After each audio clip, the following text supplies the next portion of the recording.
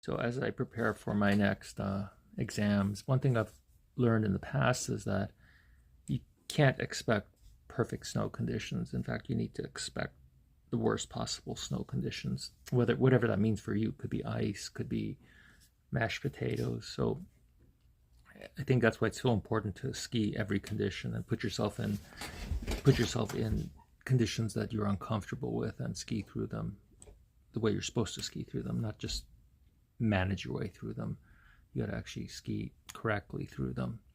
And so let's see, in all the tests that I've taken, here's some of the conditions I've been through. Let's see, it was at it's like 60 degrees once when I took my level 1, and snow was so sticky that you could barely move.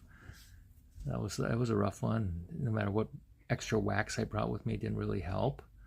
That was interesting. Probably, I'm sure if I'd known better back then, I could have, gotten some red wax, and I would have been better off. Let's see. I've been in hot conditions, but at high altitudes, like at Arapahoe Basin, where it was like hitting 50, and our tester didn't really give us a lot of breaks. I mean, she just wanted to go. We did take one massive, lunch break. That was good, but then after that was very few breaks. It was hot as heck, and it was just miserable. If you didn't bring a lot of water, then second day I prepared. That was in the CS1 test. I've had other situations too, like where the snow, it was later in the season once at Stowe. This was level 2 test, and it was I don't know how to even. It was a very beautiful day, but the conditions were a little interesting. The snow was kind of springy, and you had to just be able to master everything, regardless of whether there looked like there were bumps everywhere or not. That was another one.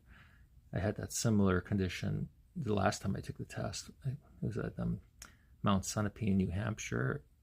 We had to go down and do short turns on this really steep hill that was all cut up, and it looked like a dinner plate of mashed potatoes. Of course, there's ice as well. Maybe this test I'm taking now will be in January, so it could be ice. I have no idea.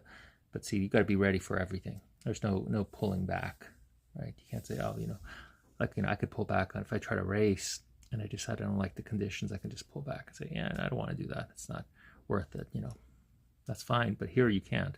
So you got to be prepared for everything. One of the things I do is I teach kids in a winter adventure camp, and I like doing that because you're going to go through every condition, and you got to master every condition. You got to look good for them.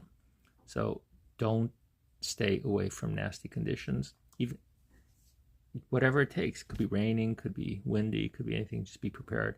Go out and succeed. I'm going to try at least. All right, bye.